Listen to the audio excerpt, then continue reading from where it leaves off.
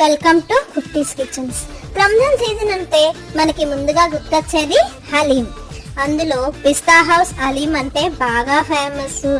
ఇక్కడ వెజ్ హలీం కూడా ఉంది. ఏదైనా ప్రైస్ ఒకటే 290 రూపీస్.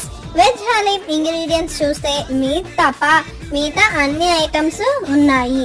టేస్ట్ మాత్రం మసాలా ఉప్మాలా ఉంది. ఘీ అయితే టూ మచ్ గా ఉంది. నేనైతే వెజ్ హలీం రికమెండ్ చేయను.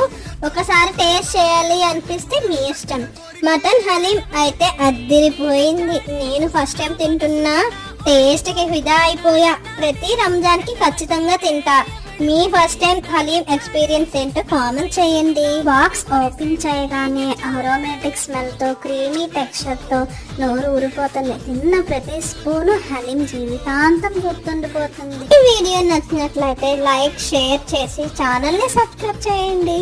ఉంటాను మరి, బాయ్.